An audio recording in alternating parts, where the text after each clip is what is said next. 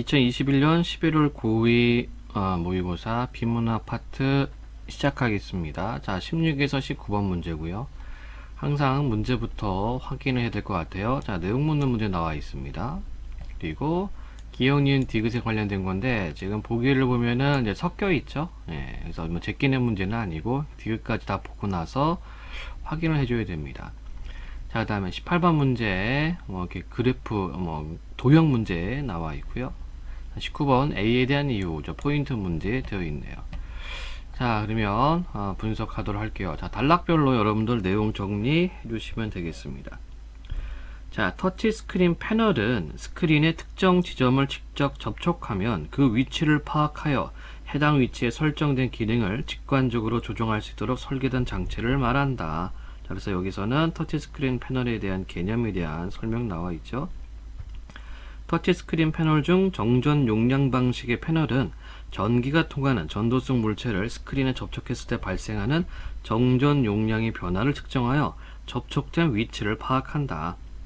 터치 스크린 패널에 사용되는 정전 용량 방식에는 일반적으로 표면 정전 방식과 투명 정전 방식이 있다. 이렇게 되어 있고, 자, 그래서 첫 번째 단락 내용은 터치 스크린 패널에 대한 개념, 그리고 터치 스크린 패널 중의 정전 용량 방식 패널에 대한 설명이 나와 있고요. 그것을 다시 표면 정전 방식과 투영 정전 방식으로 두 가지로 분류한다. 이렇게 되어 있죠. 그래서 여기는 지금 단락별 내용이 크게 3개가 있는 겁니다. 자, 다음 단락 보도록 할게요. 표면 정전 방식은 포인트 문제 기억되어 있고, 패널의 네 모서리에 있는 각각의 감지 회로가 동시에 정전 용량의 변화를 감지하여 전도성 물체의 접촉 위치를 파악하는 방식이다. 자, 표면 정전 방식에 대한 개념 나와 있습니다. 자, 표면 정전 방식에서는 패널의 표면에 덮인 전도성 투명 필름이 전도성 물체의 접촉을 인식하는 센서 역할을 한다. 자, 투명 필름이 무슨 역할을 한다고요? 센서 역할. 센서에 전도성 물체가 접촉하게 되면 물체의 전하량과 패널의 전하량 차이에 의해 전압이 발생하고, 이로 인해 형성된 전기장은 정전 용량을 변화시킨다. 자, 여기는 지금 작동 원리에 대해서 지금 설명해 주고 있네요. 내 모서리에 있는 감지 회로는 정전 용량이 변화된 정도를 측정하여 물체가 접촉된 위치를 파악하는 것이다. 자, 그러니까 여기까지가 어떤 이 표면 정전 방식에 대한 원리, 작동 방식 또는 작동 원리라고 생각하면 되겠습니다. 자, 표면 정전 방식은 투영 정전 방식에 비해 구조가 단순하고 단가가 낮다는 장점이 있다. 하지만 접촉된 위치를 대략적으로만 파악할 수 있어 정확도가 낮고 한 번에 하나의 접촉만 인식할 수 있기 때문에 여러 지점을 접촉했을 때 인식이 불가능하다는 단점이 있다. 자, 그러면 이번 단락, 두 번째 단락도 정리해보면 표면 전정 방식에 대한 개념이 있었죠. 그리고 작동 원리가 있었습니다. 그리고 장단점에 대해서 나타나 있네요. 여기도 마찬가지. 두 번째 단락도 3가지 내용이 있었어요. 표면 정정 방식에 대한 개념, 작동 원리, 그리고 장단점입니다. 자, 다음 단락 보도록 할게요. 자, 투영 전전 방식은 접촉을 감지할 수 있는 센서를 패널의 일정한 구역마다 배치해 활용하는 방식으로 자기 정전 방식과 상호 정전 방식으로 나눌 수 있다. 자, 여기 개념 나와 있죠? 예, 투영 전전 방식에 대한 개념입니다. 얘를 다시 어떻게 나눴어요? 자기 정전 방식, 그리고 상호 정전 방식 두 가지로 다시 분류를 합니다. 자, 자기 정전 방식은 패널의 전도성 물체가 접촉하면 물체의 전하량과 패널의 전하량의 차이에 의해 전압이 변화하고 이때 형성된 전기장에 의해 증가하는 정전 용량을 측정하는 방식인 점에서 그 원리가 표면 정전 방식과 유사하다. 자, 여기는 유사점. 하지만 자기 정전 방식은 표면 정전 방식과 달리 하나의 층에 여러 개의 행과 열의 형태로 배치된 각각의 센서들을 활용한다. 자, 여기 차이가 있죠. 자, 우리가 앞에서 봤었던 이 표면 정전 방식은 뭐라고 얘기를 했어요? 모서리 부분에 센서가 있어서 이제 감지한다고 되어 있었는데, 지금 여기 나타나고 있는 이 자기 정전 방식은 하나의 층에 여러 개의 행과 열의 형태로 배치된 각각의 센서들이 있다. 이게 그냥 차이점이 되겠죠. 자, 센서가 특정 지점에 접촉을 인식하면 센서의 각 행과 열의 끝에 배치된 감지회로가 접촉 지점에서 일어난 정적 용량의 변화를 감지하고 이를 바탕으로 행과 열의 교차점인 접촉 위치를 정교하고 빠르게 파악할 수가 있다. 예, 여기가 이제 차이점이 되겠네요. 자, 그러면 이번 단락도 정리하면은 먼저 투영 전전 방식이 된 개념이 나타나 있었고, 그 다음에 그것을 두 가지로 분류했어요. 자, 그리고 나서 분류된 자기 정정 방식이 된 개념과 표면 정정 방식의 유사점과 차이점에 대해서 설명을 했습니다. 자, 다음 단락입니다. 반면 상호 정전 방식은 가로축으로 배열된 센서인 구동 라인과 세로축으로 배열된 센서의 감지 라인이 두 개의 층을 이루고 있다. 패널에 전도성 물체와의 접촉이 없을 때 구동 라인에서는 전압에 의해 전기장이 형성되며, 얘는 좀 특이하죠? 우리가 앞에서 봤던 방식에는 그 패널에 이렇게 센서에 접촉이 됐을 때, 그럴 때 전기장이 형성된다고 그랬는데, 이 상호전전 방식 같은 경우에는 물체와 전도성 물체와의 접촉이 없을 때 구동 라인에서 전기장이 형성된다, 이렇게 되어 있네요.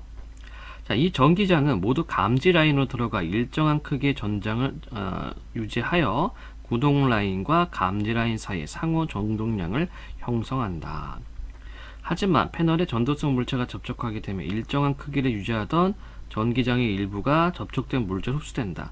전기장이 물체에 흡수되면 구동 라인과 감지 라인 사이에 형성된 상호 전정량이 감소되며 전기장의 크기 역시 줄어든다. 이때 접촉이 정확하게 일어날수록 해당 지점의 전기장이 더 많이 줄어들게 된다. 결국 패널에는 접촉전과는 다른 전기장의 흐름이 나타나 상호 정정 용량이 변화하고 구동 라인과 감지 라인의 교차점인 터치 좌표쌍이 인식된다. 이때 터치 좌표쌍은 구동 라인과 감지 라인이 개별적으로 인식된 교차점이기에 하나의 패널에서는 여러 개의 터치 좌표쌍이 만들어질 수 있다. 자, 그래서 요 단락도 우리가 정리해 볼까요? 자, 상호정전 방식에 대한 어떤 구조 이렇게 되어 있고, 그 다음 밑으로는 그 작동 원리에 대해서 설명을 하고 있습니다. 자, 마지막 단락이 되겠네요. 이후 터치 좌표쌍인 정보를 터치 컨트롤러가 디지털 신호로 변환해 이미지로 처리하여 중앙 처리 장치에 전달함으로써 해당 터치 스크린 패널은 전도성 물체의 접촉 여부 및 접촉한 위치를 최종적으로 판단하게 된다.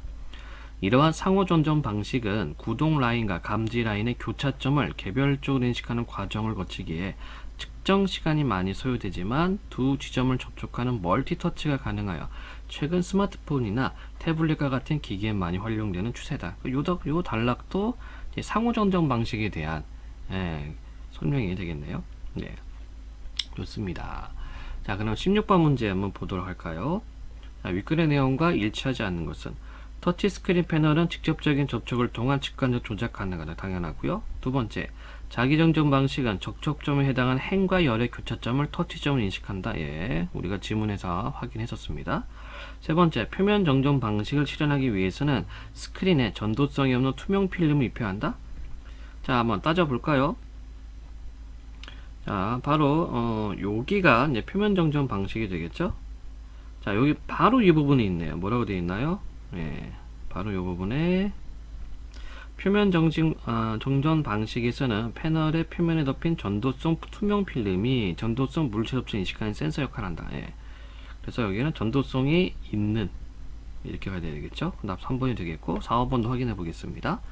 상호 전정 방식에서는 수집된 행과 열의 정보가 터치 컨트롤러에서 이미지 처리에 맞고요.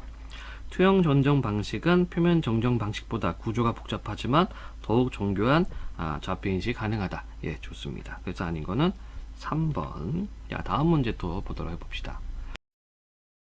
자, 17번 문제 보도록 할게요. 자, 기억은 표면 어쩌고였고요. 니는 자기 어쩌고였고, 디귿은 상호 어쩌고였습니다.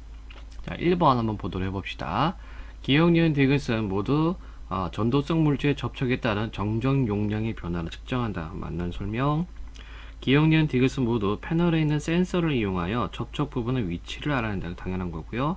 3번 기억과 달리 니은은 하나의 접촉점을 인식하기 위해 2개 이상의 감지 회로를 활용하는 방식이다. 자, 한번 기억 다시 한번 따져볼까요? 기억에 뭐라고 얘기를 해놨냐면은, 자, 감지 회로가 총 몇 개가 필요하나요? 바로 여기 있네요. 패널의 네 모서리에 있는 각각의 감지 회로가. 그러면은 기억은 감지 회로가 4개가 있어야 됩니다. 4개. 니은은 어떻습니까? 니은도 지문에서 확인해 보면은 니은 같은 경우에는 바로 이 부분을 통해서 우리가 볼 수 있을 것 같아요. 자, 자기 전점 방식은 표면 정점 방식과 달리 하나의 층에 여러 개의 행과 여러 형태로 배치된 각각의 센서들을 활용한다. 센서가 특정 지점에 접촉을 인식하면 센서의 각 행과 열의 끝에 배치된 감지 회로가 접촉이 일어난 정전용을 감지 어쩌고저쩌고 이렇게 되어 있죠. 그렇다면은 센서의 각 행과 열의 끝에 배치된 감지 회로니까 이것도 2개 이상이죠. 굉장히 여러 개의 감지 회로를 배치했다라고 볼 수가 있겠습니다. 자, 그런데 지금 17번의 3번은 뭐라고 되어 있어요? 기억과 달리 니은은 하나의 접촉점을 인식하기 위해 2개 이상의 감지 회로를 활용하는 방식이다 라고 되어 있죠. 자, 근데 기억도 아까 각각 네 모서리에 하나씩 있다고 얘기를 했으니까 4개를 활용하는 거죠. 그래서 3번이 틀린 설명이 되겠습니다. 자, 4, 5번도 보면 니은과 달리 디귿은 센서층이 2개의 층을 이루고 있다. 예, 그 자기장이라네.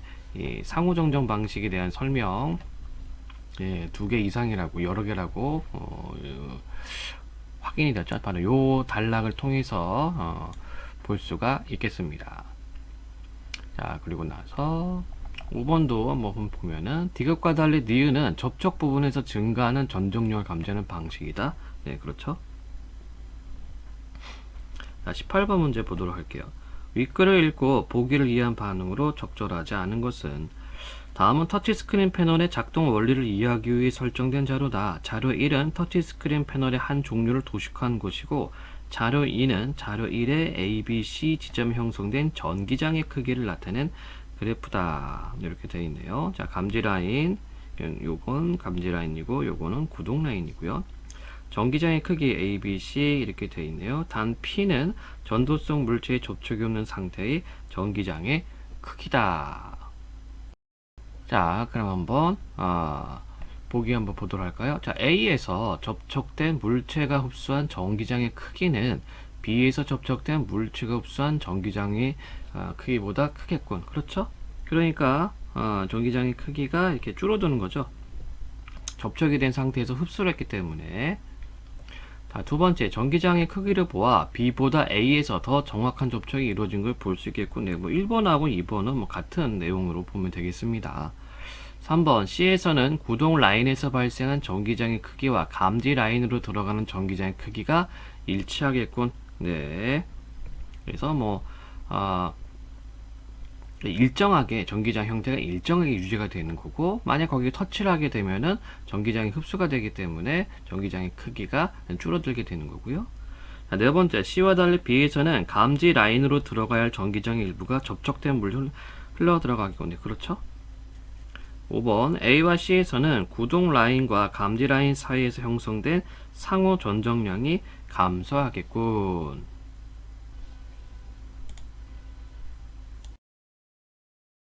자, 방금 제가 이제 뭐라고 얘기를 했나요? 자, C 같은 경우에는 전기장의 크기가 지금 변화가 없죠. 변화가 없다는 것은 얘는 지금 접촉이 안 된 상태죠.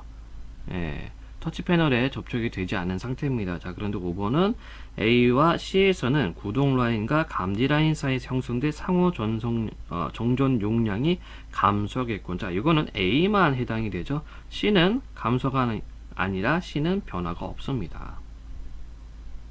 5번이 틀린 내용이 되겠죠. 자, 19번입니다. A에 대한 이유를 추론한 것으로 적절한 것은 A를 다시 한번 확인해 볼까요?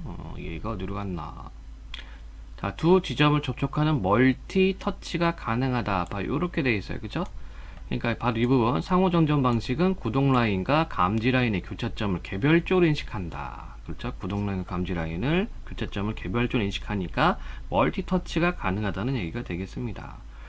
바로 여기 4번에 답이 보이네요.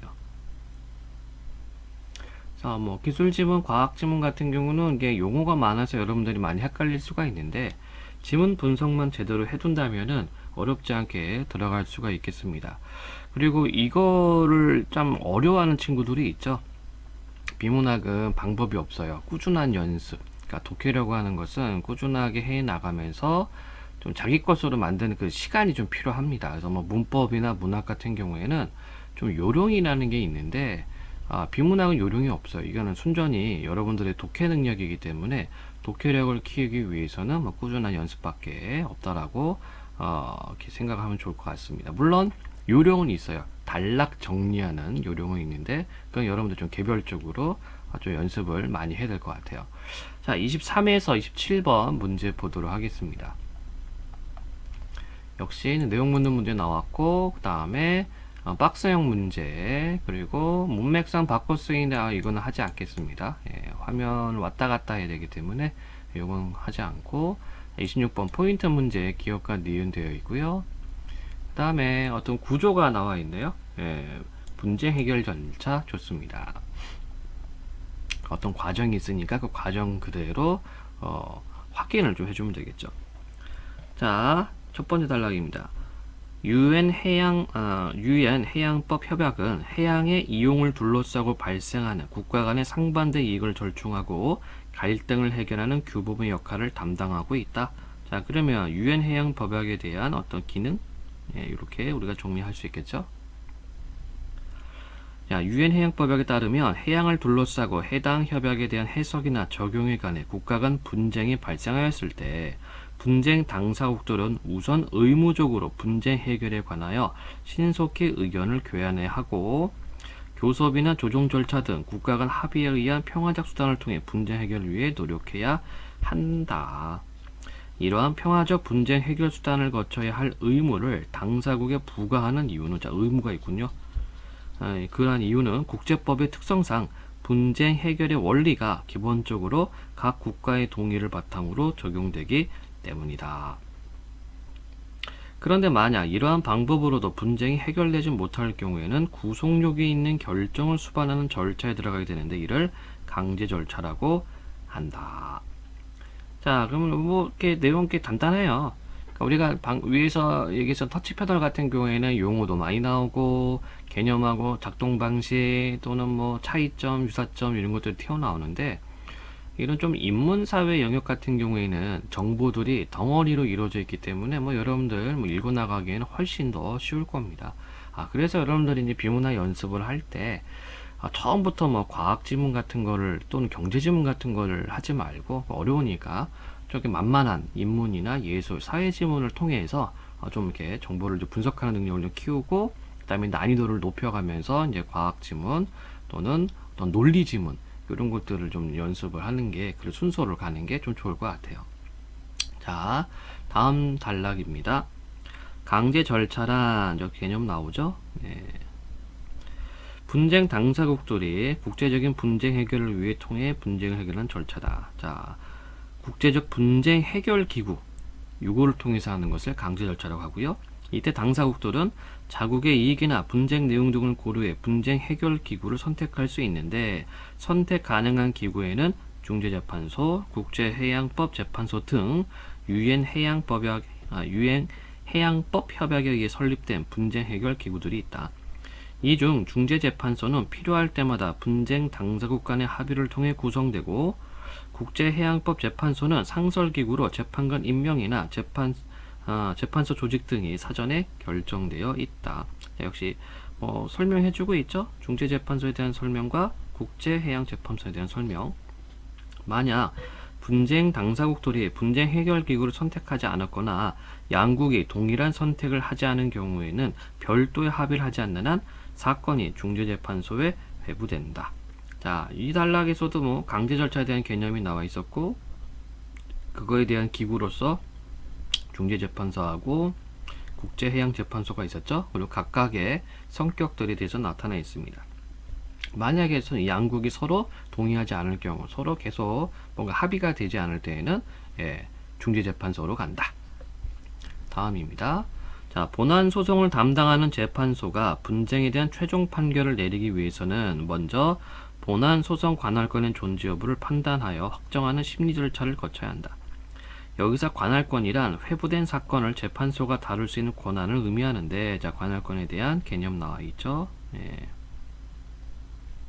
이후 본안소송의 관할권이 확정된 사안에 대해 해당 재판소는 재판 과정을 거쳐 분쟁에 대한 최종 판결을 내리게 된다.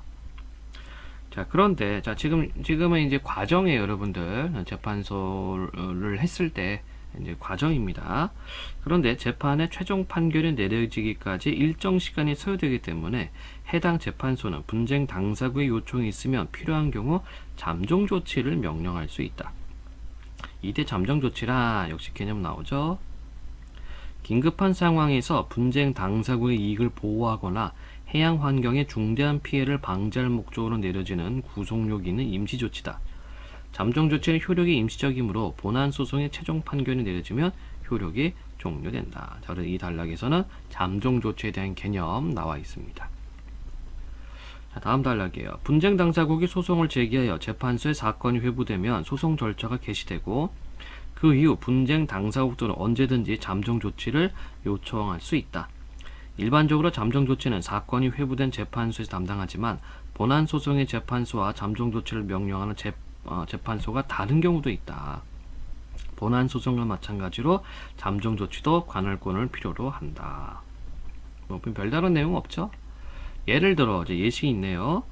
유엔 해양법 협약에 의한 중재재판소에 사건이 회부되었지만 사안이 긴급하여 재판소 구성을 기다릴 수 없는 경우에 국제해양법 재판소가 잠정 조치를 담당할 수가 있다. 아하. 자, 우리가 위에서는 이 해양법과 관련해서 중재재판소가 있었고 국제해양법 재판소가 있다고 얘기를 했죠. 중재재판소 같은 경우에는 그 양국 사이에 그 뭐 관련 국가가 서로 이렇게 뭐 이렇게 준비할 것도 있고 뭐 이렇게 서로 뭐 이야기도 왔다 갔다 해야 되고 막 그래요.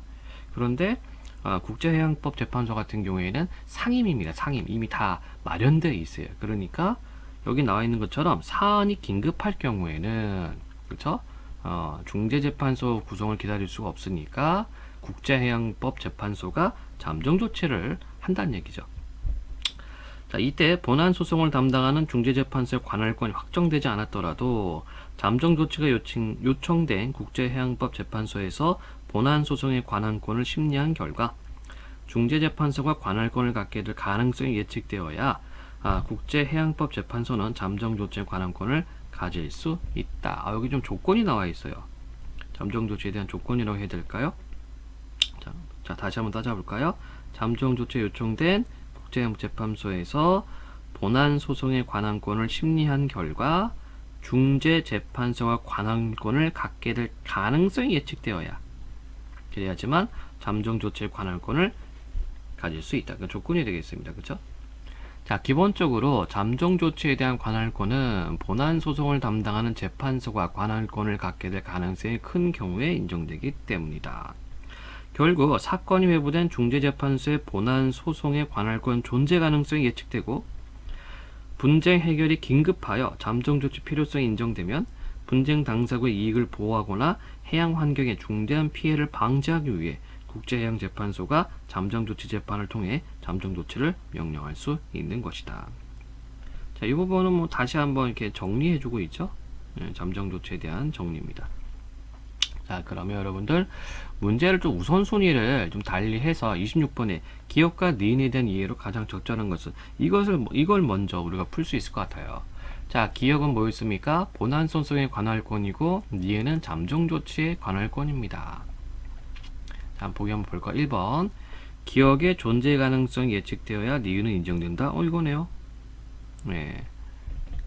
뭐 마지막 단락을 통해서도 우리가 확인할 수가 있겠습니다. 바로 이 부분이죠. 본안 소송의 관할권 존재 예측되고 분쟁 해결이 긴급하여 잠재 조치 필요성 인정되면 잠정 조치를 명령을 할 수 있다. 이렇게 되어 있습니다. 그래서 26번에 답 1번이네. 나머지는 보지 않겠습니다. 자, 그러면 문제 23번입니다. 윗글에서 알 수 있는 내용으로 적절하지 않은 것은 잠정 조치 재판에서 내려진 결정은 구속력이 없는 임시조치가 아니라 구속력이 있다라고 얘기했죠. 바로 그냥 답 튀어나오네요. 나머지 확인할까요? 자, 분쟁 당사국들은 자국의 이익을 고려하여 분쟁 해결 기구를 선택할 수 있다. 그렇고요. 유엔 해양법 협약에 따른 분쟁 해결 원리는 각 국가의 동의를 바탕으로 적용된다. 국제해양법 재판소는 유엔 해양법 협약에 설치된 국제적인 분쟁 해결 기구. 유엔 해양법 협약은 분쟁 당사국들에게 분쟁 해결에 대한 신속한 의견 교환 의무를 부과한다. 좋습니다. 아닌 거는 1번이 되겠네요. 24번 보기는 유엔 해양법 협약에 대한 모의 재판 수업에 사용된 사례다.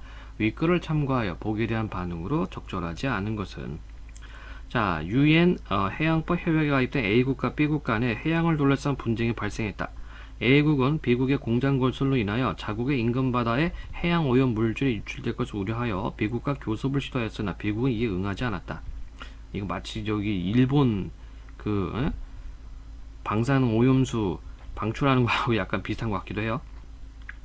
추후 A국은 국제해양법 재판소를, B국은 중재재판소를 통한 재판을 원하였으나 합의를 이루지 못했다. 자, 합의를 이루지 못하면 이제 뭐 할 수 있어요? 잠정 정치할 수 있다는 얘기죠. 예. 이후 절차에 따라 양국이 제기한 소송은 재판에 회부되었다. A국은 판결이 내려지기까지 오랜 시일이 걸릴 것을 염려해 잠정 조치를 바로 요청하였다. 이를 받아들여 재판소는 잠정 조치를 명령하였다. 자, 1번 A국이 잠정 조치를 요청할 수 있었던 것은 B국과의 사건이 재판에 회분되었기 때문이고 당연한 거고요. 2번 A국이 요청한 결과 잠정 조치 명령이 내려졌으므로 B국과의 본원 소송 재판은 종결이 아니죠. 예, 이거는 말 그대로 잠정입니다. 잠정. 그리고 나서 본원 소송을 통해서 최종적으로 확정이 될 겁니다. 2번이 당연히 틀렸고, 이게 왜 3점짜리인지 모르겠네요. 예. 3번 A국이 B국에게 교섭을 시도한 것은 분쟁 당사국들에게 평화적 해결 수단을 거쳐 의무가 있다. 맞고, A국과 B국은 동일한 분쟁 해결 기구를 선택하지 않았으므로 두 국가 간 분쟁은 중재재판을 통해 해결되겠죠. 예. A국이 재판에 사건이 회부된 후 바로 잠정 조치를 요구한 것은 B국으로 인한 자국의 해양 오염을 시급히 막기 위함이다. 예, 좋습니다.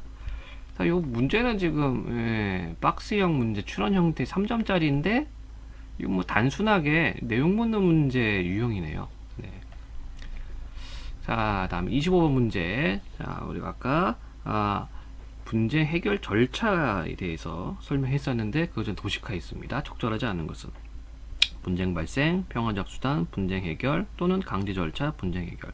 1번 A는 유엔 해양법 협약의 해석과 적용에 대해 국가 간 다툼이 있다는 것을 의미받죠. D를 진행하는 것은 모든 분쟁 해결 기구는 분쟁이 발생하기 전에 재판소가 구성되어 있다. What? 자, 강제 절차는 언제 한다로 되어 있습니까? 지문 다시 확인해 볼까요? 강제 절차 개념.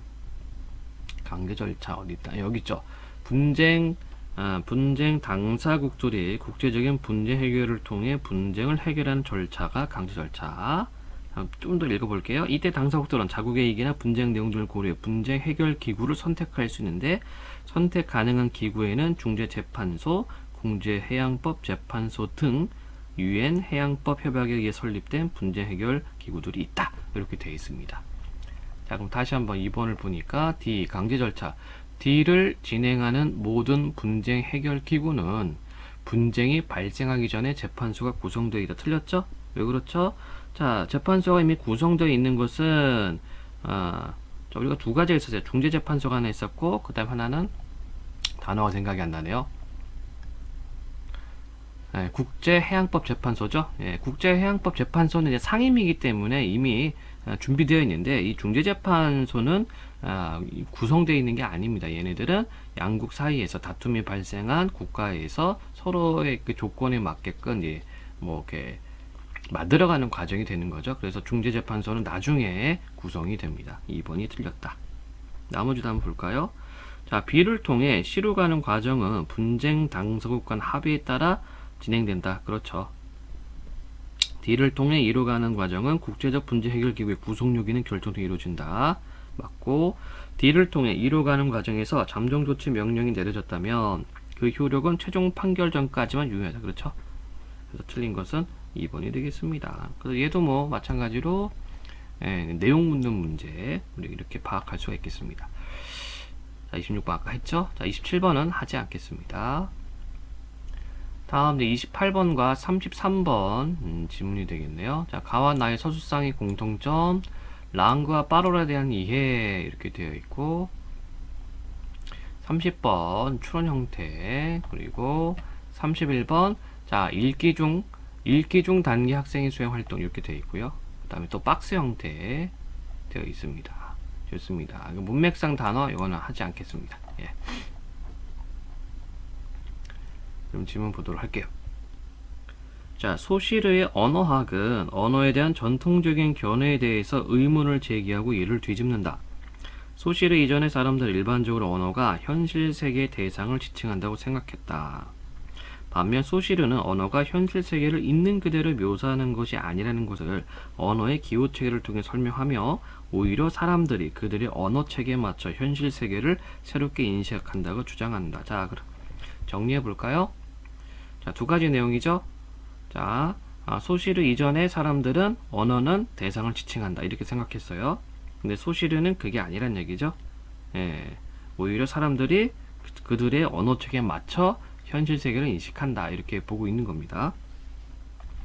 다음 단락.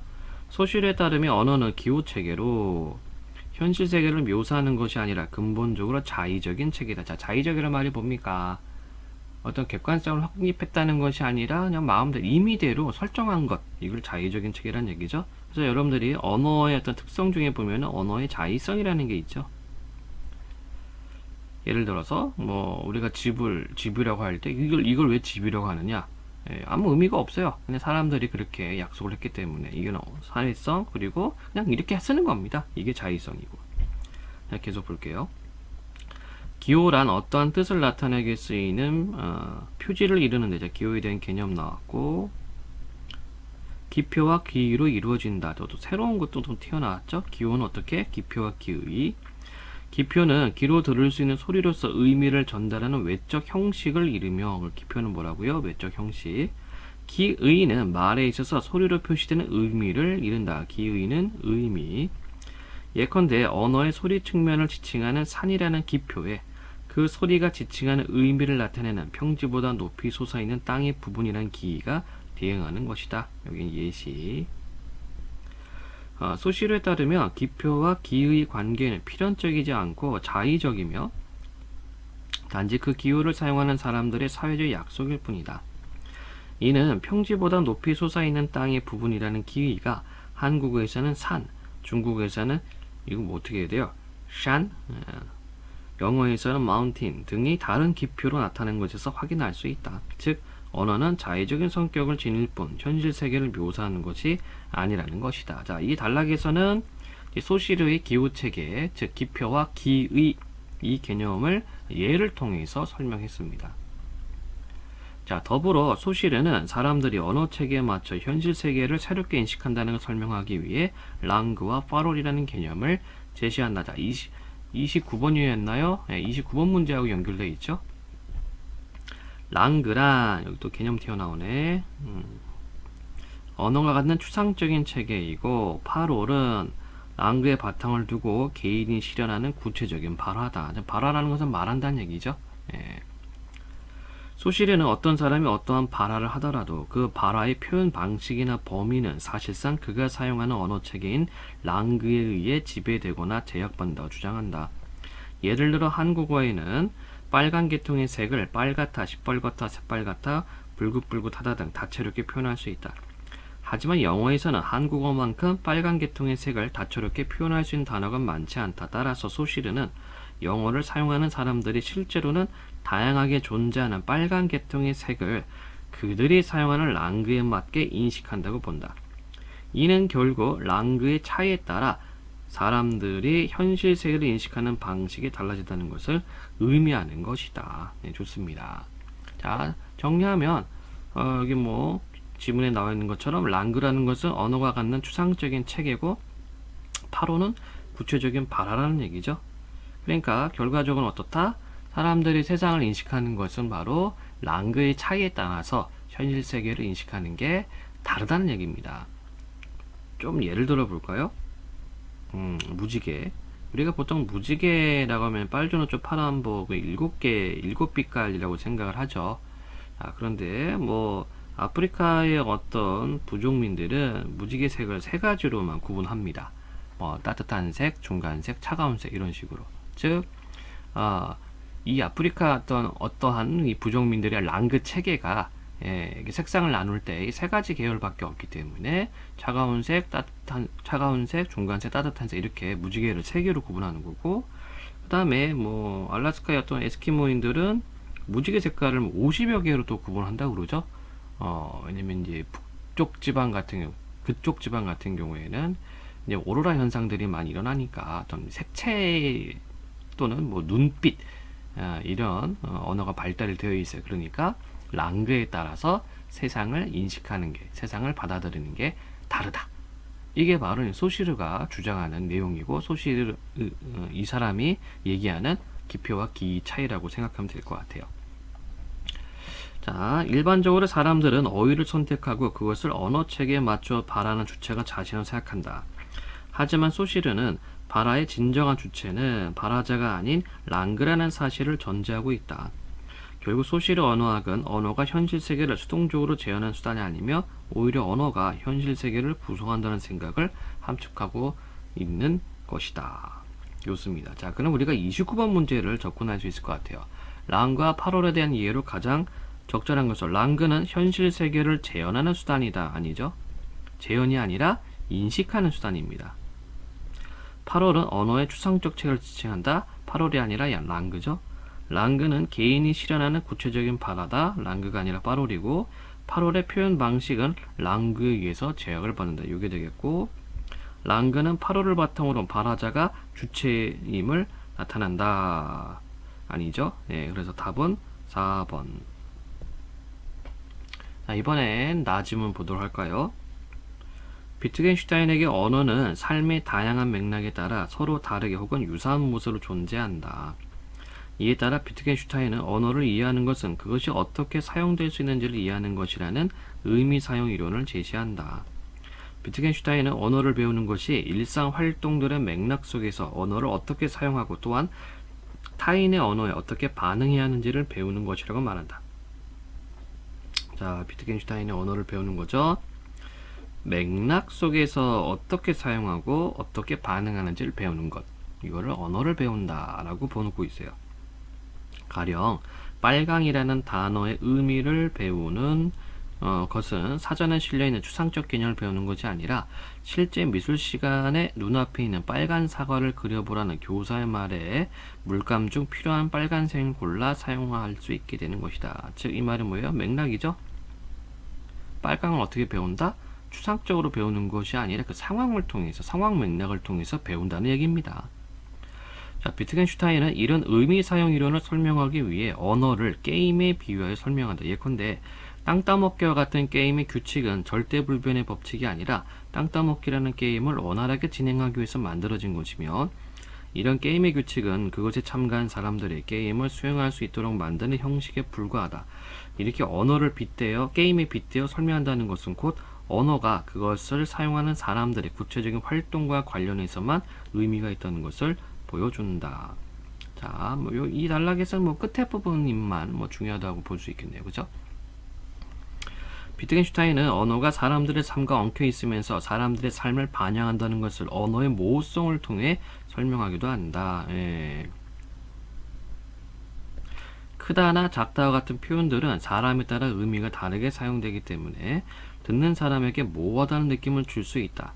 하지만 이와 같은 표현이 없다면 정확한 크기를 알 수 없는 경우에 대해서는 언급 자체를 할 수가 없게 된다. 더욱이 사람들은 간혹 의도적으로 모호한 표현을 사용하기도 한다. 따라서 비트겐슈타인은 언어에 존재하는 많은 불명확성이 오히려 단점이 아닌 장점이 될 수 있으며, 높은 수준의 명확성이 오히려 융통성의 여지를 없앨 수도 있다고 말한다. 자, 이게 무슨 말이냐면요. 이렇게 생각해 볼까요? 이렇게 크다 작다? 많다 적다도 한번 될 수 있겠죠. 많다 적다. 예를 들어서 성인이 똑같은 양의 밥을 먹어요. 똑같은 양의 밥을 먹는데 어른 같은 경우에는 적다라고 느낄 수 있겠죠. 그런데 한 6세 아이 입장에서는 많다라고도 느낄 수 있겠죠. 그쵸? 똑같은 대상에 대해서 상황에 따라서 많을 수도 있고 적을 수도 있는 겁니다. 이거를 지금 비트겐슈타인은 언어의 모호성이라고 얘기를 하는 거예요. 자, 그런데 이러한 모호성 때문에 오히려 높은 수준의 어떤 정확하게 명확하게 할 수 있다는 얘기입니다. 오히려. 그러니까 하나의 기준으로만 하나의 잣대로만 이렇게 언어를 사용하다 보면 오히려 어렵다는 얘기죠. 이게 정확하게 표현이 안 되니까. 자, 그래서 뭐 많다 적다 하나의 밥이 있으면은 먹을 게 있으면은 어른한테는 적은데 아이한테는 많다. 그 개념 여러분들이 뭐 염두에 둔다면은 이 달라 어렵지 않게 이해할 수 있을 것 같아요. 자, 다음에요. 전통적으로 어떤 개념을 형성하는 일은 수많은 종류의 나무로부터 공통 요소를 추출하여 나무라는 개념을 형성하는 것처럼 서로 다른 개별적이고 구체적인 대상으로부터 공통 요소를 추출하는 과정을 통해 이루어졌다. 이게 이제 전통적인 어떤 언어 개념이 되겠죠. 하지만 비트겐슈타인은 개념을 사용할 때 그것의 적용 사료들의 어떤 공통 요소가 반드시 있어야 한다는 강박관념을 버려내어 강조한다. 이는 결국 언어가 그것을 사용하는 사람들의 삶과 맞물려 있어 삶의 양식이 다양한 만큼 언어 역시 다양하기 때문이다. 따라서 비트겐슈타인에게 있어 언어란 현실 세계를 재현하는 것이 아니라 언어를 사용하는 사람들의 소통을 위해서 만들어지는 것이라고 할 수 있다. 자, 그러면 우리가 지금 비트겐슈타인하고 그다음 소실에 대해서 살펴봤는데 공통점이 하나 나왔어요. 공통점이 있어요. 그게 뭡니까? 바로 전통적인 언어관을 좀 부정하고 있다는 점. 즉 전통적인 언어관은 뭡니까?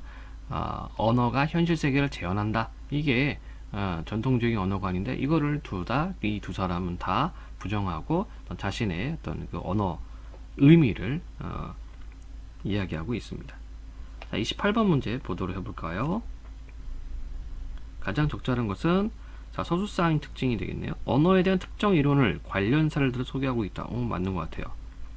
소실의 이론과 비트겐슈타인 이론을 예를 통해서 보여주고 있었습니다. 나머지 보겠습니다. 언어에 대한 상반된 주장을 제시할 절충방은 없고요. 언어에 대한 관점들이 통합되어 가는 거 아니고요. 언어에 대한 이론들을 시대선언 나야 안 했고요. 언어에 대한 다양한 이론을 소개하며 각 이론이 지냐 이것도 아니죠. 1번이 가장 적절하다.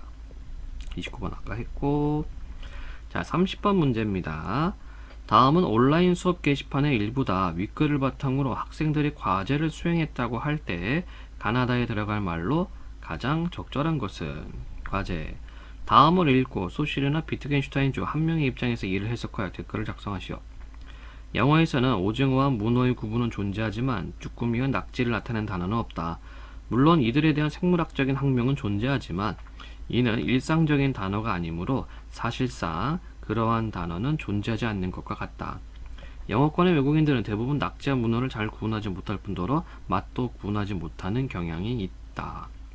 한마디로 뭐예요? 없으니까, 그 대상이 없으니까 이거를 지칭할 수 있는 말이 없는 거죠. 즉 영어권의 랑그에서는, 그러니까 소시르 입장에서 영어권의 랑그에서는 이게 파롤이 안 되는 겁니다. 왜냐하면 그 언어 체계가 없기 때문에. 자, 소실의 입장에서 영어권의 외국인들이 낙지와 문어를 띠리리 인식하는 것은 결국 언어가 현실 세계를 띠리리 사례로 볼 수 있겠어. 자, 그러면 영어권의 외국인들이 낙지와 문어를 1번하고 2번 아니죠? 비슷하게 인식하는 것은 결국 언어가 현실 세계를 자, 구성한다는, 묘사한다는, 묘사 안 되게 되겠죠? 그럼 5번도 아니네. 자, 비트겐슈타인의 입장에서 오징어와 문어를 나타내는 단어는 영어에 있지만 쭈꾸미와 낙지를 구분하는 단어가 없는 것은 영어를 사용하는 사람들이 공유하는, 자, 비트겐슈타인은 뭐를 얘기했어요? 삶과 언어가 엉켜 있다, 얽매여 있다를 얘기를 했죠? 삶의 양식으로 봐야 되겠네요. 그럼 답은 3번 이렇게 제껴놓을 수가 있겠습니다. 자, 보기는 윗글을 읽은 학생의 독서 과정, 활동 과정이다. 31번과 32번 무료 답하시죠. 읽기 전. 기존에 가지고 있었던 언어에 대한 자신의 생각 말해보기. 읽기 중. 가나라 읽고 글의 내용에 대한 이해를 점검하는 질문에 응답하기. 읽기 후. 나와는 다른 관점을 지닌 글을 찾아서 공통점과 차이점을 설명하기. 자, 31번 문제. 다음은 읽기 중 단계에서 학생이 수행한 활동지 일부다. 학생의 응답으로 적절하지 않은 것은? 자, 소시르는 언어가 현실 세계의 대상을 지칭하는 것이라 주장하고 있나요? 아니요. 예, 맞죠? 비트겐슈타인은 언어에 존재하는 많은 불명확성에 대해 긍정하고 있네요. 그렇죠? 소시르와 비트겐슈타인은 모두 언어에 대한 전통적 입장을 고수하고 있나요? 아니요. 소시르는 비트겐슈타인과 달리 언어가 사람들의 약속에 형성되는 것을 비판하고 있나요? 예, 팅팅팅. 얘는 소시르는 비트겐슈타인 달리가 아니라 이건 둘 다로 가야 되겠죠? 자, 5번도 확인해 봅시다. 비트겐슈타인은 소시르와 달리 언어가 사용하는 사람들의 맥락에 따라 다르게 사용될 수도 있다는 것을 부정하고 있는 아니요. 예, 좋습니다. 비트겐슈타인은 요거는 이제 긍정적으로 보고 있는 거고요. 그래서 적절하지 않은 것은 4번, 32번입니다. 다음은 읽기 후 단계에서 학생이 찾은 다른 학자들의 견해다. 윗글을 바탕으로 주제통합적 읽기를 수행한 학생. 자, 주제통합적 읽기. 적절하지 않은 것은? 말소리와 지시물 간에는 직접적인 관계가 없으며 개념이 말소리와 직접적으로 연결된다. 지시물은 개념을 통해 말소리와 간접적으로 연결되어 언어는 일정한 의미를 형성하게 된다. 자, 보니까 지금 1번하고 2번 우리가 제낄 수 있을 것 같아요. 1번. 개념이 말소리와 직접적으로 연결된다는 A 입장과 유사하게 소시르는 언어가 기표와 기의 대응을 통해 이루어진다고 주장하고 있다. 그렇죠? 맞는 소리죠. 2번도 볼까요? 언어는 일정한 의미를 형성하게 된다는 A의 입장과 달리 비트겐슈타인은 언어가 사람들의 소통에서 만들어진다고 주장한다. 네, 좋습니다.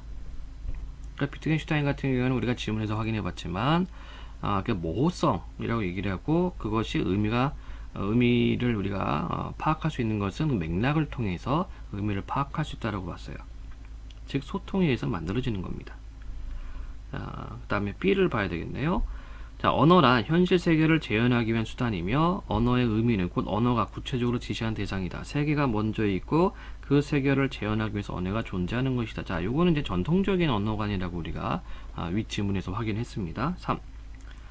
언어란 현실 세계를 재현하기 위한 수단이라는 B 입장과 달리 소시르는 언어가 자의적인 성격을 지닐 뿐이며 현실 세계를 재현하는 것 아니라 주장에 맞는 설명. 4. 세계가 먼저 있고 그 세계를 재현하기 위해서 언어가 존재한다는 B의 입장과 유사하게 비트겐슈타인은 언어가 먼저 있고 절대 불변 법칙에 따라 세계 존재 주장한다. 아니죠?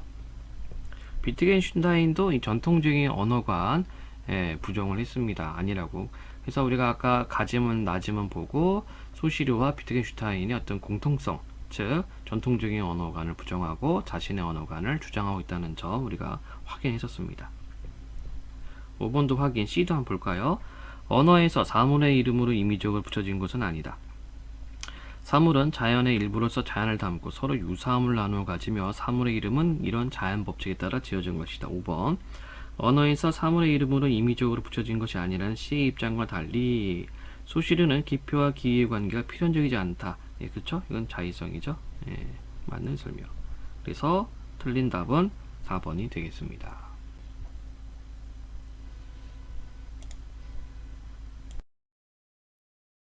해서 고2 2011년 11월 고2 모의고사 비문학 지문 분석 마치도록 하겠습니다.